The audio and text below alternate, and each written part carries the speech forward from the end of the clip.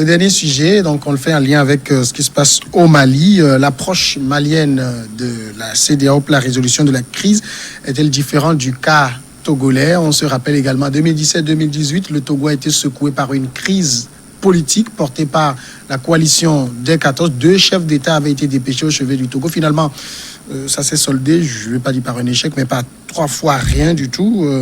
On est revenu quasiment à la case départ. Restons un peu sur l'approche malienne. On envoie 5 chefs d'État. Vivien Tomé, comment vous expliquez que on peut dépêcher 5 chefs d'État? On a comme l'impression que ça n'a pas été préparé en amont et ça sort comme un échec. Est-ce que ce n'est pas préparé en amont? Non, je ne pense pas. Parce que je disais tout à l'heure que la CEDEAO a le soutien de toutes les institutions possibles.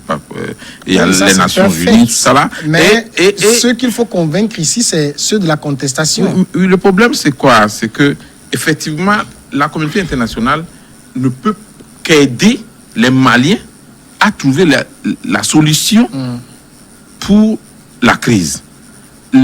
La communauté internationale ne peut pas imposer une solution au peuple malien. Je crois qu'on a eu le même problème ici au Togo. D'abord, ce n'était pas bien compris la mission de la CEDEAO. La mission de la CEDEAO, ce n'était pas de venir à Lomé et de dire à M. Faure Gnassingbé, dégage. Ce n'est pas possible. Il ne peut pas le dire. La mission ne peut pas. Même un chef d'État ne peut pas demander à son collègue de quitter le pouvoir. Lui-même, il n'a qu'à quitter d'abord. Alors, les gens attribuent le mot syndicat aux chefs d'État qui se soutiennent entre eux et qui ne veulent pas que l'un d'entre eux perde son fauteuil présidentiel. Mais la réalité, c'est que les tests de la CEDEAO, comme les tests de beaucoup d'institutions internationales, ne veulent plus consacrer les coups d'État comme un moyen d'accéder au pouvoir. Il vaut mieux privilégier les urnes. Alors, si vous acceptez dans un pays, vous acceptez dans 2 pays, ça devient la jurisprudence. Ça veut dire que beaucoup d'autres pays aussi peuvent emprunter les mêmes voies. Et aujourd'hui, pourquoi on avait donné 2 chefs d'État au peuple togolais pour la médiation au niveau de la CEDEAO? Tout simplement parce que même c'était à Lomé, au cours d'une rencontre de la CEDEAO, que le président ghanéen et le président de la Guinée ont été désignés pour faire la médiation au niveau de la crise et trouver une solution, aider les Togolais à trouver une solution à leurs problèmes. Tout simplement parce que le Togo n'a pas effectivement ce malheur d'avoir une crise de djihadistes sur son territoire. Le Togo n'était pas en guerre, mais il y avait des fils du même pays qui avaient des revendications face à leurs frères qui étaient au pouvoir. Donc, la négociation, c'était quand même un dialogue de salon, comme on peut le dire. Parce qu'il n'y a pas quand même les armes pointées de part et d'autre. Il n'y a pas d'échange. Il n'y a pas une partie du territoire qui est occupée par des djihadistes, des terroristes. Il n'y a pas une partie du territoire où les gouvernants ne peuvent pas accéder facilement, sans crainte. On n'a pas des opposants qui sont pris en otage depuis des mois. Donc, le cas du Mali est un cas pas spécial, mais un peu particulier. Et il fallait du tact, de la stratégie, mais aussi il fallait des personnes pour pouvoir convaincre. Au début, on n'avait pas annoncé le président du Nigeria, mais par la suite, le président du Nigeria aussi s'est ajouté au groupe pour faire le groupe des 5. Et 5 chefs d'État qui vous parlent. Vous, le président qui êtes effectivement dans le fauteuil, et aussi vous qui êtes les responsables du mouvement de contestation, mais vous devez quand même prêter oreille un peu à ce qu'on vous dit. On ne vous dicte pas les choses, parce que c'est les mêmes propos qu'on a tenus ici à Lomé, au Togo, et on sait ce que ça a donné. Quand vous traitez de diktat les propositions de la CEDEAO, non, vous-même, vous faites partie de la CEDEAO du moment où vous êtes dans un pays qui s'appelle le Mali, qui fait partie de la sous-région. Ici, vous savez aussi la perception qu'on a de la CEDEAO. Chaque fois qu'il y a une crise et qu'elle se déploie, ce qui se dit dans l'opinion, c'est qu'elle est juste là pour sauver le fauteuil du président. Est-ce que ce n'est pas aussi un peu avec cette loupe que les Maliens, que la contestation malienne a regardé cette délégation de la CEDEAO? Non, cette opinion, ce regard n'est pas forcément partagé par la quasi-majorité de la population, qu'on prenne un pays ou l'autre. Sauf que, c'est vrai, la plupart du temps, lorsque vous êtes en face d'un mouvement de réclamation comme ce que nous voyons au Mali, comme même ce fut le cas même au Togo, etc. Les gens ont tendance à pouvoir croire qu'il y a un pouvoir qui doit donc laisser du lest, quelque part, compte tenu du fait qu'on laisse une ouverture et on tient compte de vos revendications et on veut réellement vous écouter pour avoir un pays apaisé. C'est tout comme si on donne la main puis les gens prennent le bras. C'est ce qu'on a constaté ici au Togo et la fin, on le connaît. Parce que aujourd'hui, c'est pour réellement consolider cette paix-là que nos États sont partis dans des regroupements pour un peu partager les points de vue, les opinions, etc., partager même les modes de gouvernance, etc. Parce qu'il y a une ligne de conduite, lorsqu'on prend par exemple la CEDEAO, que ce soit l'UEMOA et puis les autres institutions sous-régionales, il y a une ligne de conduite. D'ailleurs, nous l'avons dit plusieurs fois, lorsque la CEDEAO même a imposé quoi, dans aucun pays, nul ne pourrait faire plus de 2 mandats, etc. Ça a été donc acté comme tel. Et ça, c'est pour réorganiser ou carrément donner force à nos institutions. Et c'est salué par tous. Et aujourd'hui, lorsque vous dirigez par exemple un pays, vous n'avez pas forcément, disons, l'assurance de pouvoir être très forte en évitant un peu ces organisations où vous êtes parti. Parce que de toutes les façons, c'est le pays qui est parti donc signer ces accords d'appartenance et donc il est obligé de faire avec les lignes directives, les lignes conducteurs de cette organisation-là. Et ça, quelles que soient les critiques, la plupart du temps, puisque c'est le camp mouvementé d'en face qui souvent les professe au sein de la population et estime que pour la plus grande partie, il faudrait que la population lui suive dans ces errements-là, ce qui n'est pas forcément partagé. Et moi, j'estime qu'aujourd'hui, quoi qu'on dise, le Mali ou carrément ses contestataires au niveau du Mali ont beaucoup à gagner en faisant prévaloir un peu leurs revendications, puisque lorsqu'on prend ce protocole de revendication, plus de 50% sont déjà acceptés. Et lorsque vous allez dans les discussions, j'estime que on va quand même pour gagner quelque chose et ne pas pour faire passer totalement nos revendications comme le veulent ces mouvements de MSEC, etc. Or, on oublie réellement que vous n'avez qu'une seule armée, d'ailleurs même au niveau du Mali, qui est à discussion, d'ailleurs même parce que l'armée malienne, à elle seule, ne peut plus suffire aujourd'hui pour mener la sécurité au niveau du Mali. Nous prenons pratiquement... Pour combattre le terrorisme. Voilà, il y a plus de 5. Donc ça, les chefs d'État, surtout en ce qui concerne la CEDEAO, sont intransigeants sur le fait que le Mali puisse être cédé.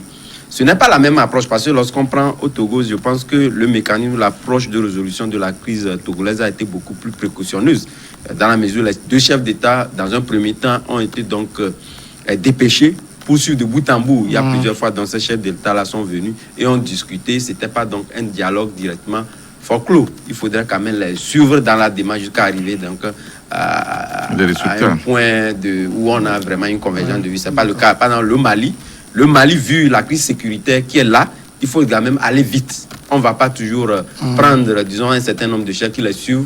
D'abord, ça économise le fait que la rue gronde. Or, je l'ai dit ici en disant que les 2 aspects qui font souvent faire échouer donc un État sont d'abord quand la rue gronde et quand les oppositions regardent dans une même direction. Et ces 2 aspects-là sont déjà présents au niveau du Mali. Et ça, c'est inquiétant. Ça, il faut aller vite. Alors, on sait aussi que quand il y a crise dans un pays, c'est généralement les dirigeants de ce pays qui se précipitent pour appeler à l'aide de la CEDEAO. Vous vous rappelez, dans le cas du Togo, ce sont les autorités qui ont appelé la CEDEAO. Est-ce qu'on peut réussir à faire sortir dans la tête des gens que s'ils appellent la CEDEAO, c'est parce qu'ils sont sûrs qu'elle va les sauver? Non, pas forcément, en fait. C'est pas forcément. C'est ce qui arrive finalement. Oui, mais c'est pas forcément. Ce que Samir a dit, moi, je ne le partage pas. Je poser une question. C'est l'opposition, la plupart du temps, qui appelle la communauté internationale au secours. Dans le cas du Togo, par exemple, c'était le président... Il faut dire que la CEDEAO peut même s'auto-saisir. Bien sûr. Comme elle peut être saisie. On fait ici le parallèle avec la session du Togo. Oui, c'est justement l'autorité qui a appelé la CEDEAO. Non, l'autorité togolaise a accepté que la CEDEAO fasse la médiation. C'est pas, il y a une petite nuance. En fait, non, il faut nuancer, parce que ce que dit Tommy, qui est allé demander la main de la CEDEAO? Non, c'est pas ça. La CEDEAO lui-même, il a ses représentants dans tous les pays. Il est cliché. Et quand il y a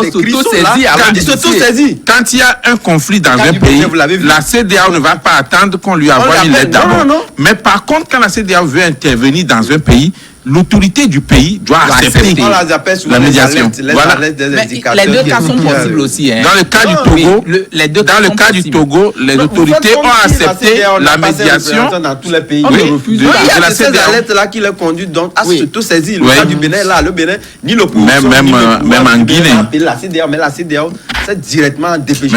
Même en Guinée. Ce qu'il ne faut pas négliger aussi, c'est qu'il y a même la diplomatie de couloir que la CEDEAO fait. Il y a des conflits qui sont réglés directement, sans grand bruit, par la CEDEAO. Et aujourd'hui, ici- dans les institutions, il ne faut pas se tromper, la CEDEAO a un poids et quand même a eu des résultats dans le règlement de plusieurs conflits, surtout dans notre zone. Oui, en fait, ce qu'il faut noter aussi, c'est que depuis un moment, la CEDEAO est en train de faire des efforts dans la plupart des pays en crise. Ça, il faut le noter. Et c'est vrai qu'à l'époque, c'était une CEDEAO des pairs, où peut-être les gens se disaient que c'est des frères, enfin, c'est des présidents qui se réunissent pour discuter, peut-être entre copains et machin. Aujourd'hui, ça a évolué. L'approche a évolué. Et la CEDEAO fait des efforts dans les pays et en potentielle crise. Quand vous regardez déjà au niveau de la Guinée, où peut-être parfois la CEDEAO a son regard tourné vers ce pays. Quand vous regardez, vous prenez le cas de la Guinée, enfin de la Guinée-Bissau, où la CEDEAO aussi a fait son chemin, le Togo, la CEDEAO aussi en a fait du sien. Donc je crois qu'il y a cette CEDEAO-là qui est en train de faire un travail formidable au niveau des États qui sont en crise actuellement. Et puis, il y a aussi des recommandations qu'elle donne qui peut-être unifient ou qui rentrent dans l'uniformalité ou dans l'uniforme des actions ou des protocoles qui s'inscrivent dans la logique de la démocratie. Je veux bien parler de la limitation des mandats et qu'on ne puisse pas peut-être chasser un président qui est au pouvoir. C'est-à-dire qu'en coup de mandat, j'allais dire, et ainsi de suite, en acceptant... Mais cela n'exclut pas qu'un président puisse démissionner. Oui, ça je ne refuse pas. Un président peut démissionner librement. N'acceptant aussi pas qu'un président pas une révolution, ainsi de suite, ainsi de suite. Je crois que cette fois-ci, cette CEDEAO tient beaucoup à la résolution de la crise malienne. Et je le disais tantôt, je ne sais pas qu'adviendrait-il si l'imam Dicko maintient toujours sa position de départ de IBK. Qu'est-ce que la CEDEAO préconise en ce sens-là? C'est ça qui est un peu difficile parce que cette CEDEAO est partie, mais visiblement, rien n'est encore fait. En fait, ça, il faut le dire. Non, ce sont les chefs d'État. Mais ce sont les chefs d'État qui sont partis. Mais la médiation de la CEDEAO continue son travail sur le terrain. Mais il faut partir avec quelque chose. Oui. Il faut partir avec quelque chose. Cette CEDEAO, ces 5 chefs d'État sont partis sur quel cliché? Le premier résultat, c'est que les deux parties en conflit ont accepté de les rencontrer. Oui, ça, c'est déjà un premier résultat. Moi, je parle... Maintenant, sur le fond... Le grand résultat également que chacun comprend directement les deux acteurs, compris que le départ de IBK... C'est la ligne rouge. Non, la ligne rouge a été tracée. Ce que je retiens par rapport au communiqué de Dicko, tout à l'heure à la sortie de cette conférence, en disant que si c'est pour ça qu'ils sont arrivés, rien n'est fait. C'est sur cet aspect de la chose que je me pense pour dire que, attention, parce qu'il y a toujours de mal. C'est un langage politique. Non, moi j'ajoute que c'est un langage politique parce que vous savez, quand vous êtes à la tête d'une contestation, vous ne pouvez pas tout de suite accepter tout ce qu'on vous dit comme ça. Parce qu'il y a la rue qui est là. Alors, vous devez d'abord rendre compte et puis... Vous savez, même le problème, des fois, la rue vous prend en étau. Vous oubliez aussi. Vous êtes obligé de négocier. En même temps, malheureusement, on n'a pas juste l'extrait des propos de Dicko, sinon on allait le réécouter. En même temps, vous avez vu son visage aussi, ça exprime quelque chose. Oui, bien sûr. Quand il a dit, je préfère mourir martyr, c'est comme si à l'intérieur de la salle, il y avait quelque chose. Ce qui a été rapporté lorsque les journalistes l'ont écouté entièrement, il dit ce que nous avions refusé avec Goodluck Jonathan, c'est sur les mêmes points que les chefs d'État en fait n'ont rajouté un seul iota sur ces points-là. Donc rien n'a évolué. C'est en ce sens qu'il dit, si c'est pour ça ils sont revenus, donc on n'a rien à gagner là-dedans. Voyez-vous. Donc, mais en fait, ce qui fait aujourd'hui la fébrilité un peu de l'IBK, c'est qu'au sein même du camp de IBK, il a perdu beaucoup de poids lourds ouais. qui sont donc ralliés à la contestation. Oui. Donc là, normalement, dans une crise comme si nous faisons le cas du Togo, par exemple, où l'opposition devait saisir un peu les opportunités qui lui étaient données par le passé, et donc pouvoir donc se préserver de ces opportunités-là et pouvoir donc envahir un peu les aspects politiques. C'est pas le cas aujourd'hui au niveau de IBK. Lui n'a plus ses poids lourds là pour pouvoir donc convaincre en face de lui. Mais il a toujours des partisans. En réalité, la manifestation. Non, il y a aussi le problème, c'est-à-dire, on comprend que la démission d'IBK sur la ligne rouge, enfin l'exigence de démission. Ouais. Mais quand vous suivez ce que les chefs d'État offrent, vous comprenez que IBK, il y a un autre point sur lequel il ne lâche pas, c'est qu'il tient à son premier ministre Boubou Cissé. Oui. Lui, au moins, il peut le sauter. Oui. Voilà. Oui, mais en fait, ça, vous avez vraiment touché le mais quand vous êtes en conflit et il faut négocier, chacun essaie de mettre la barre un peu plus haut pour pouvoir mettre de l'eau dans le vin après. C'est en cela que vous allez voir les mouvements de contestation. On dit toujours démission du président en place. Et après, maintenant, on dit, bon, s'il ne peut pas démissionner, il faut que le Premier ministre soit sauté. Il faut que nous soyons nommés Premier ministre. Il faut que nous ayons les regards sur la gestion du gouvernement. Mais il ne faut pas oublier non plus que... la totalité, on veut enlever même toutes les prérogatives. Mais il ne faut pas oublier que c'est IBK qui est toujours le président, pour le moment. Non, mais là, maintenant, c'est un président très affaibli. Un président très affaibli, mais un président élu est toujours en place. Et vous vous souvenez de ce que vous souvenez de ce que Monsieur Mandela, paix à son âme, disait au père de Joseph, Monsieur Laurent Désiré Kabila. Mandela lui a dit: tu es à la tête d'une contestation, mais moi présentement je suis chef d'État. Un jour tu vas devenir chef d'État, peut-être d'ici quelques jours. Laisse Monsieur Mobutu mourir sur le territoire. Mets un peu de l'eau dans ton vin, sinon tu vas mal finir. Et je te parle en tant qu'expérimenté. Et effectivement, l'histoire a prouvé que Laurent Désiré Kabila a été trop sévère, tout comme Imam Dicko, et il n'a même pas eu le temps de savourer cette révolution qu'il a menée en son temps. Je pense que le chemin est bien tracé. Hein. Vous voyez un peu la crise malienne de toutes les façons. Avec cette intransigeance-là, on sait que c'est le mouvement qui va perdre entièrement. Oui, alors justement, sur ce point, est-ce qu'on peut gager que le mouvement va perdre dans la mesure où ce mouvement est mené, attention, par un acteur de la société civile qui n'a rien à perdre? C'est pas un politique qui calcule, je vais prendre le pouvoir, non. Donc, lui, il a cet avantage-là. Oui, justement, c'est pourquoi il peut se prévaloir de mener une lutte populaire. Non, mais les citoyens seront fatigués plus tard. En disant que le mouvement va perdre. C'est faux. Aujourd'hui, le mouvement là est tenace, peut aller jusqu'au bout et faire partie. Non, il y a rien non, il ne faut pas se tromper. Est-ce qu'on peut dire non dans la solution? Parce que n'oubliez pas ce que dit Komi Mayaba. On n'a pas parié sur le départ de Moubarak. C'est la rue qui l'a fait partir. Oui, mais Ben Ali, c'est la rue. Kadhafi, c'est la rue. C'est le même cas. Non, mais ça, c'est différent. Moi, j'ai l'impression, c'est vrai qu'on fait ici un parallèle. C'est vrai qu'on fait un parallèle avec le Togo, mais j'ai l'impression que vous avez trop en vue le Togo. On est au Mali. Nous sommes au Mali. C'est à cela que j'aimerais assurer carrément par les États de la sous-région. Maintenant, la contestation, la rue a quelle force? Non. C'est à cela. Elle n'a fait que 2 manifestations, on a vu les résultats. C'est en cela que j'aimerais qu'on rectifie quelque chose. D'abord, le protocole additionnel de la CEDEAO ne parle pas de révolution, mais le protocole parle plutôt des coups d'État. C'est-à-dire, on ne veut plus de présidents qui viennent prendre la place.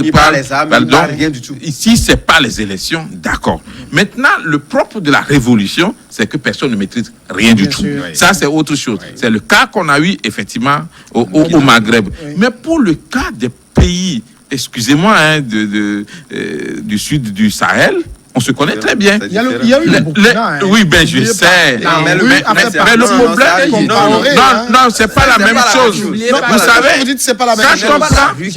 quand on prend la CEDEAO aujourd'hui, la CEDEAO a un soutien.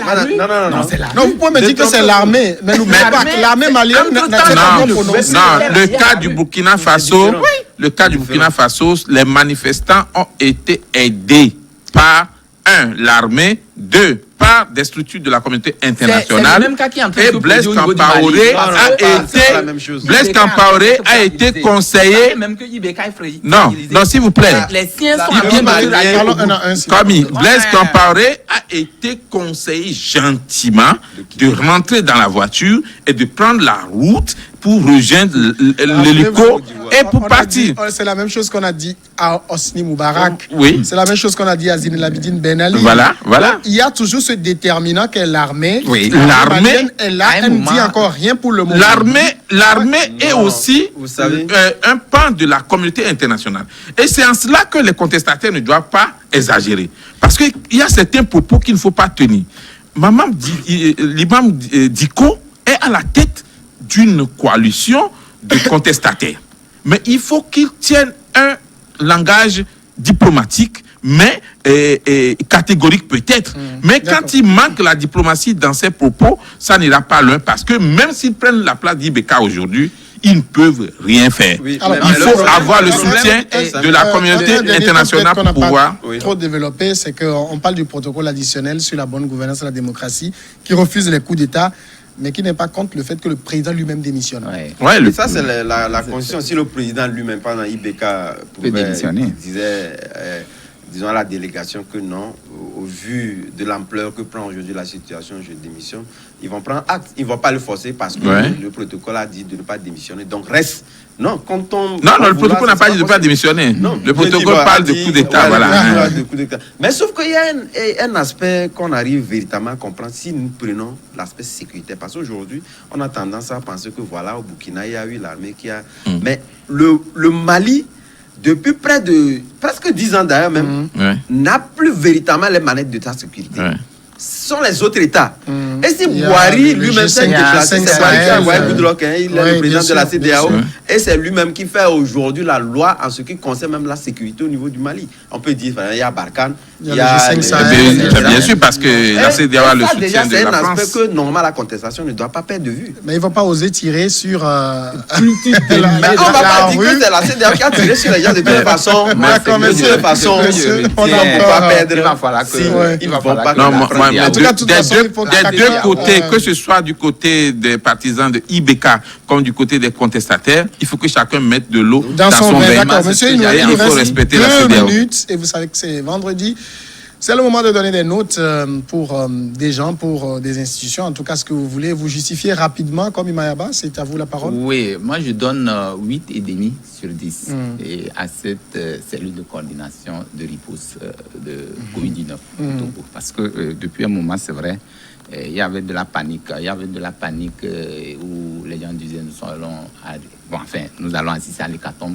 Aujourd'hui, nous voyons, c'est vrai, nous sommes arrivés à 16 cas, c'est beaucoup. 16 décès. 16 décès, j'allais dire, c'est beaucoup. Mais des efforts sont faits, justement, surtout en ce qui concerne le respect des mesures barrières au niveau de la capitale. Maintenant, il faut accentuer, je crois, le travail vers l'intérieur, puisqu'il y a la migration du Covid de la ville vers les zones rurales, parce qu'il y a un manque de sensibilisation. Je crois qu'un travail doit être fait.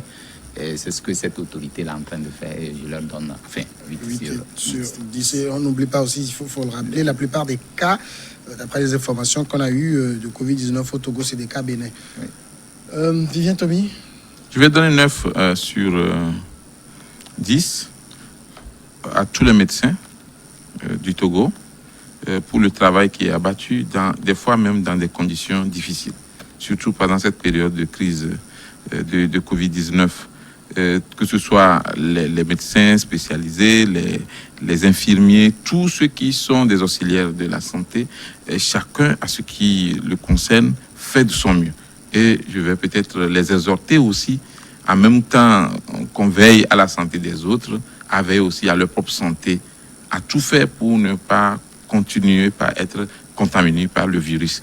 Défendre les autres, mais aussi vivre. Oui. Adam Adjorno. Moi, j'ai une note de 1 sur 20 que je ça donne. fait 0,5 sur 10. Oui, ça vaut la peine, vous allez comprendre. Que je donne au ministre de l'administration territoriale et sa direction des cultes. D'abord, il vous en souvient que lors de cette crise-là, il a été dit qu'on ne veut pas avoir des divergences de point de vue et qu'il devait avoir une ligne conductrice maîtresse qui devait donc être suivie. Et aujourd'hui, je vois mal au niveau de Diaglé où des habitants d'une maison, où un autre pasteur allait dire à la direction des cultes que voilà, il y a des gens qui se regroupent et font dans la messe, dans une concession. Ce n'est pas une église.